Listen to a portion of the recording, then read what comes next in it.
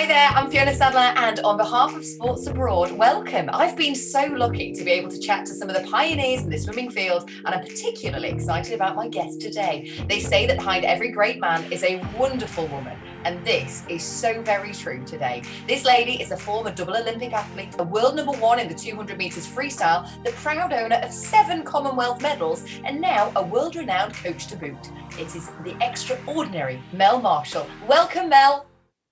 Hiya, thanks for having me. What an intro. That's you. That's all you. You did it. But let's start at the very beginning. How did you get into swimming then, Mel? So I got into swimming really through my parents. I was always really competitive, and I was in a swimming pool once, and I was next to a group. Mum taught me to swim really. Mum and Dad taught me to swim really early, and I was in a swimming pool, and the club swimmers were next to me, and I started trying to keep up with them, and then I tried to keep up with them, and so then I just joined the swimming club really. Oh, fantastic. So were you natural then, or was it something that you actually had to work at? I was always like moderately talented at most sports, so I was half decent at everything really. So my dad was quite sporty, so I was, I guess by default and design, I was half talented enough. As long as I worked hard, I would be fine. You see, that was a problem with me. I had neither talent nor the mentality. But when did you know that the Olympics were achievable for you?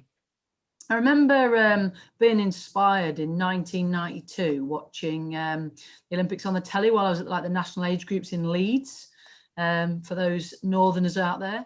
Yeah, and I remember just watching the Olympics thinking, I absolutely really want to go and do that. So I just really worked hard, and it was always in my sights that it was something that I wanted to achieve.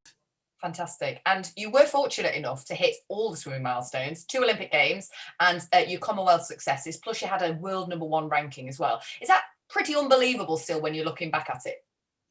Well, when I look at the athletes I work with now, I actually realise I was actually pretty average. So, that sounds weird, but, I had a really good career, and I did really well, and I was really proud of everything I achieved. But I feel like I did really, really well, but against some of the best in the world and stuff. So, but I just think, I was really proud of what I did, and I was really happy. But like I say, it's with the ones that I work with now, it was my profile would potentially not match up to some of the guys that I'm lucky enough to work with now. But after Beijing in 2008, you were what, 26? Was it always your plan to retire after that? It is pretty young in swimming. Yeah, I mean, I knew it was my time. I was starting to get slower. The next generation was on its way. I'm a winner in life. I don't like to be involved in something if I'm not going to win. And I could see that my body wasn't going to let me do that anymore. So I thought, well, I'll put my efforts and energy into something else. And so I always wanted to be a PE teacher. And I basically decided to, I needed a job. I needed some money. So there was a job at the local swimming club that was a head coach job. And they sort of took a chance on me, and I took a chance on them. And from day kind of 4, probably, I just fell in love with it straight away, and just found like it blended that passion for teaching and with the advantage of having some knowledge on swimming. Well, obviously it was a natural progression for you. And you say your first appointment, that was with the City of Derby, where you did begin coaching, and you began coaching a very young breaststroker named Mr. Adam Peaty. Did you instantly know how talented he was? Yeah, I think what I did notice with him was he had this amazing technical presence in the water. Mm-hmm. So he just looked like he was, traveling and working with the water. It was quite phenomenal. And also he was incredibly competitive. When I saw him race, I was like, wow, this kid's really good. And I was probably a young, naive coach then. And, I put all my energies and enthusiasms into it. And we, 11 years later, we are where we are. Is he as diligent and hardworking? Was he like that through his childhood, and now obviously still into adulthood as well? No, he's incredibly diligent now with everything that he does. But I think the one thing that was so good about him when he was younger was he was a brilliant listener. So because I'd just come straight out of elite sport, as a mentor, mm-hmm. He had a front row ticket to a mentor of someone who's been in the industry for 10 years, done everything that, achieved everything, but experienced probably everything you would experience as an athlete. And I was giving him this knowledge, all the time, just like little conversations here, there and everywhere, bits of wisdom, all that sort of stuff. And what he did, I think he saw me as a bit of a messiah because I was a really good swimmer. And he just listened to everything that I had to say. Anything that I would instruct him on, he would do to his very best of his ability. And he was a brilliant listener. And he he absorbed quickly and he changed quickly, and he had the physical talent and psychological talent to be able to, make those changes quickly. So Peaty, who's already set a world record here, is stunning. Obviously, Mel, my coach, is a very inspiring but unique character. She's very fun but very serious. So when it comes down to the work, we actually have to get the work done. She'll be very serious, but when we need to relax, it'll be very, very fun. Adam Peaty, quite stunning. Clearly, you do have a wonderful working relationship together, and you have coached him ever since. You've literally seen him grow, as we have, into a brute. I don't know what he eats, but he's enormous. But having been alongside him for all those years, is it like training your best mates, or do you rule with an iron fist in a velvet glove kind of thing? Well, I think the thing is, it's like good coaching is about being able to do everything. It's about being able to be the best friend. It's about being able to be the disciplinarian. It's about being able to be, the fun officer, being able to be the, politician. You have to be able to put all those hats on. And so I just think with him, it's just making sure that we keep it fresh and making sure that, I've still got some new hats to put on. So I just think it's very much a working relationship, but also we have a personal relationship as well because we've worked together for so long. I've cycled across Africa with him.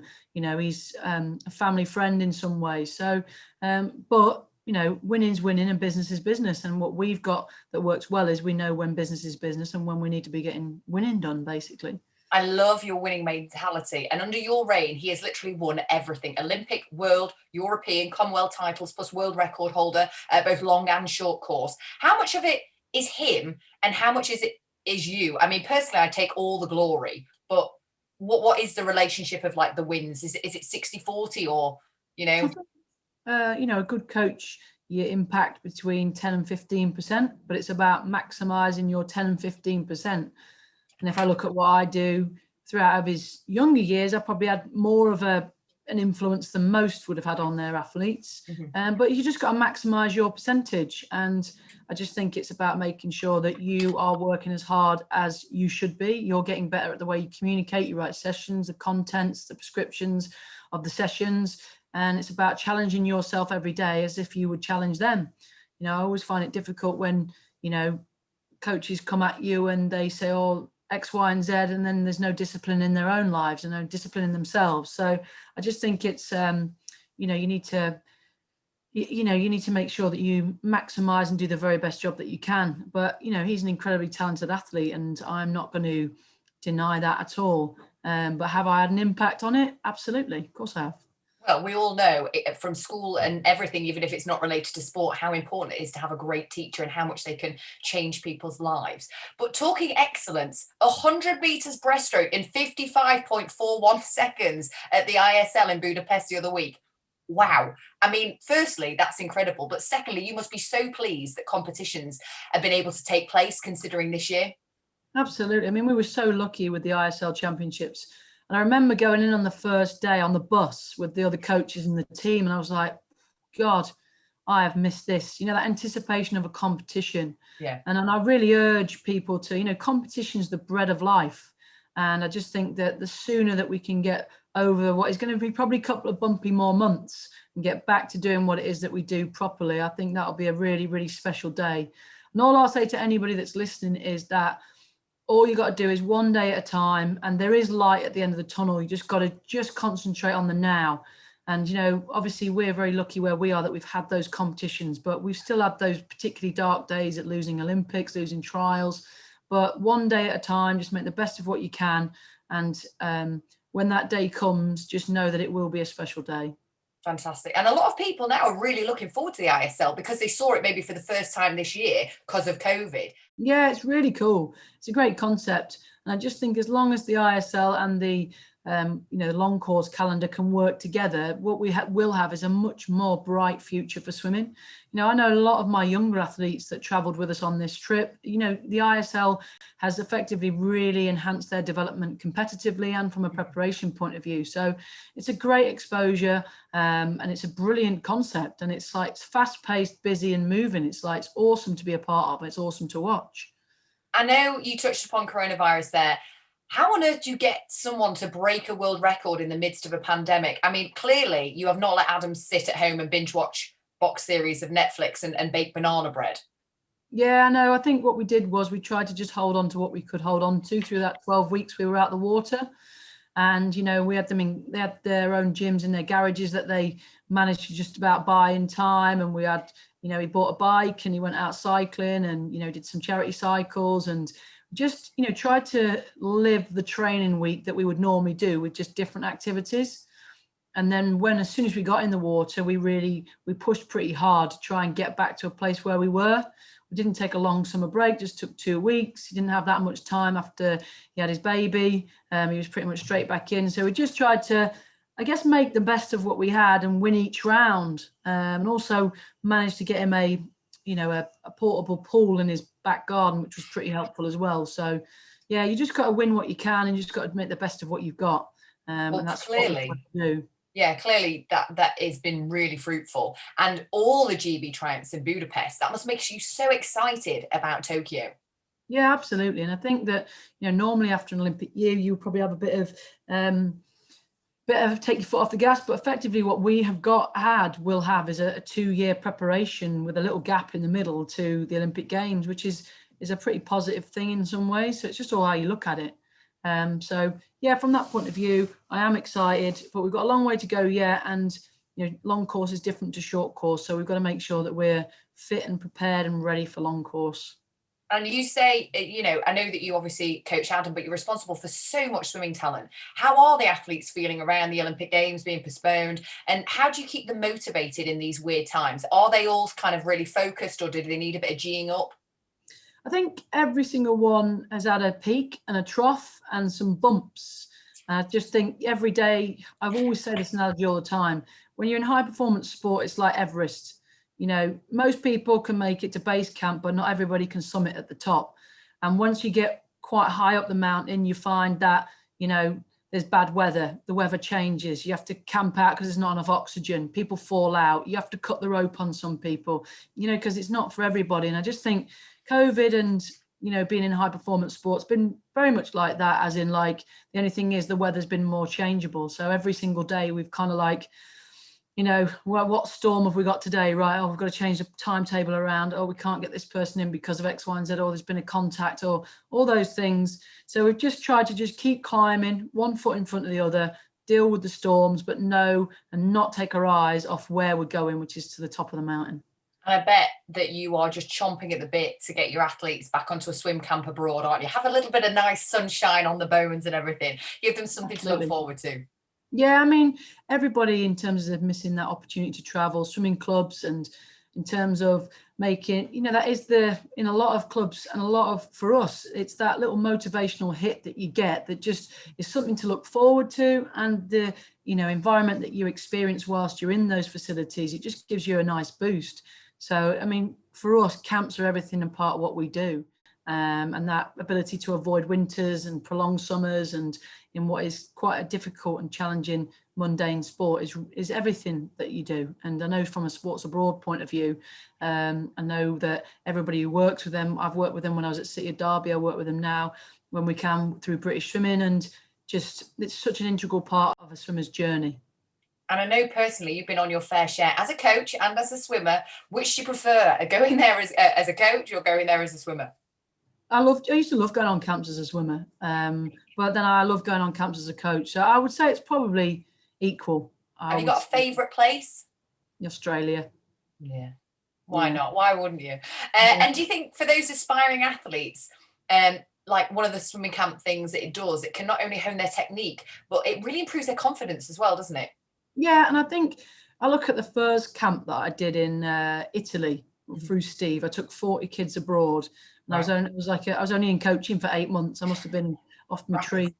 But I just remember all the memories the kids made and all of the fun stuff we did. And I look back at the pictures now and the bonds that were made. And I do hope that all those kids, when they get older, they remember. Do you remember when we went on camp to Italy? And remember when Ian Baldwin was knocking on the door with a torch because we were all being up too late and all those sort of things that you should do when you're kids, and that, the adults should tell you not to do, and you do stay, So I just think that I had some of the greatest camps there. We went to Lignano and we went to Forteventura quite a lot. We went to Torremolinos. And they, like, I do think that they were some of the best camps that I've experienced. And I think the kids, they just loved them. And there's just such an important part of a club swimmer's journey and a performance journey. It is a totally different environment and experience from a normal training environment. And like you say, it just team builds, doesn't it? Yeah. But clearly, whatever you do works, because you have been voted British Swimming Coach of the Year on numerous occasions. It must be so satisfying knowing that what you do makes a difference, and also being recognised for it as well. Recognition is really, really important, but it's like, I almost feel a bit embarrassed sometimes about awards. The best award for me is when an athlete writes in my Christmas card and tells me that I've made an impact on their life.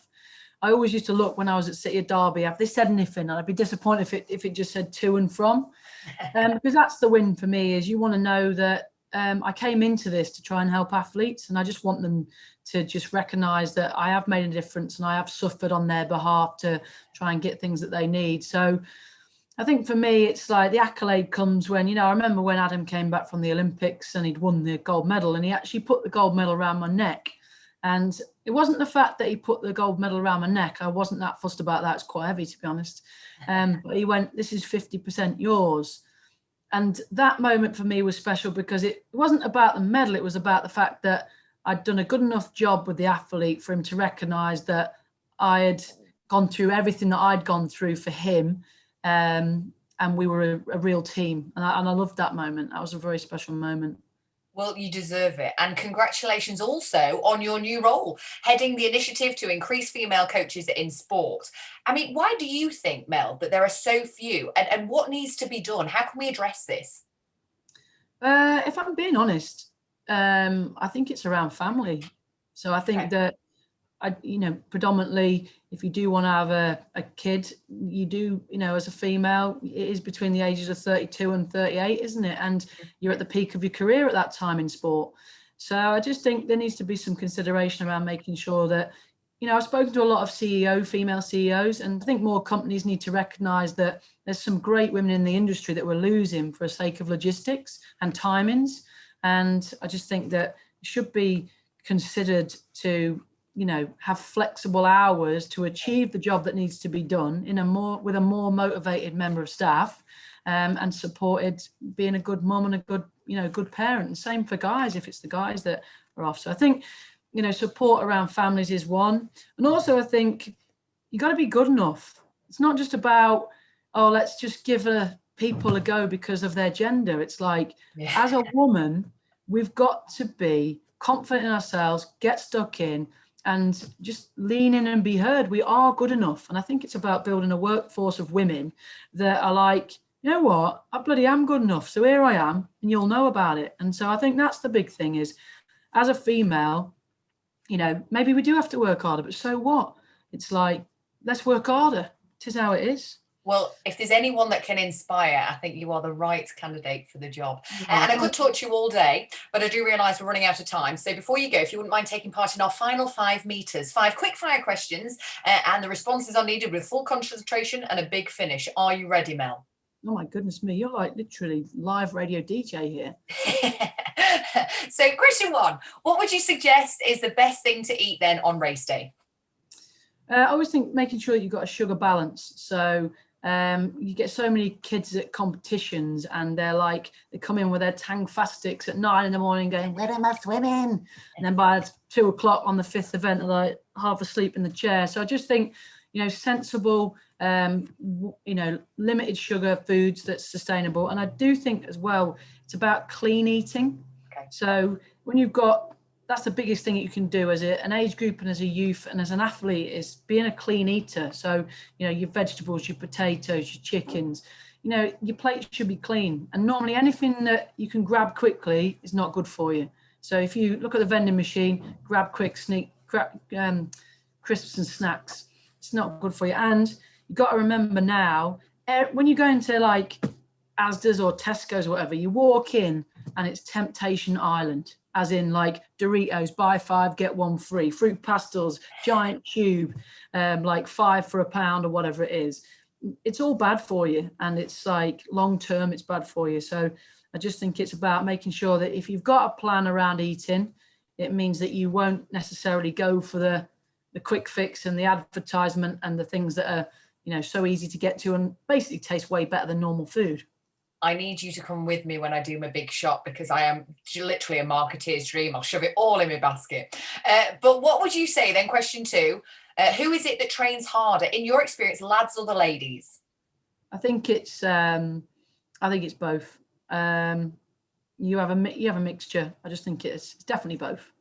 And number 3, what advice would you give to somebody like myself who really struggles with nerves before a competition? I'm fine, and then all of a sudden I'll just crumble. I think the thing is, everybody gets nervous. You care about it, you invest in it. I think it's an important part of your journey, but it's how you self-talk yourself positively. So there's 2 ways to look at a situation. Oh my God, what's going to happen?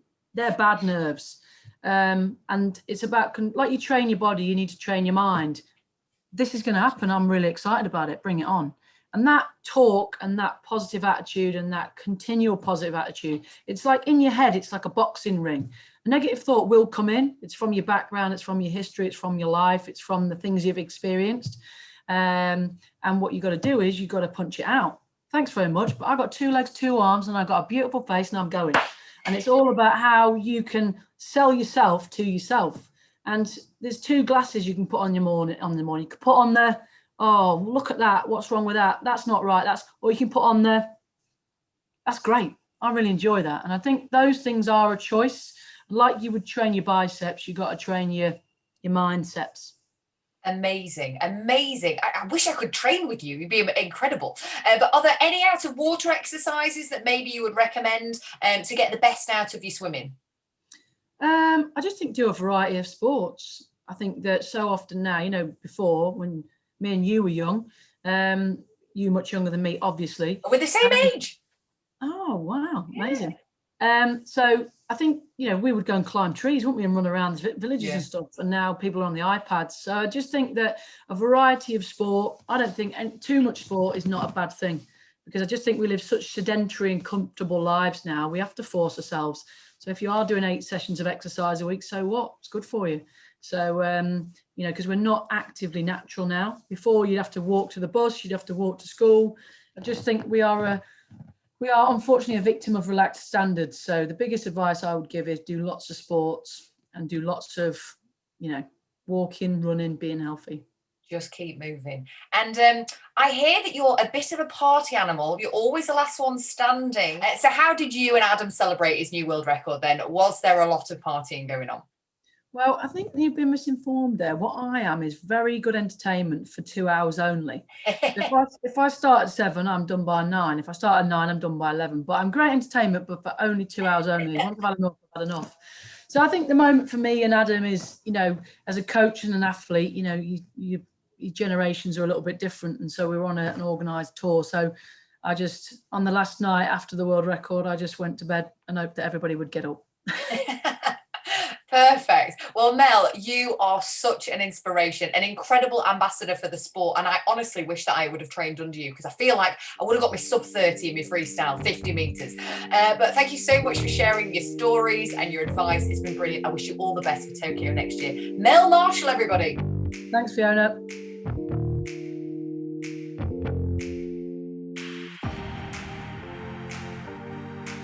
There you have it, our final face-to-face interview, and what a way to finish.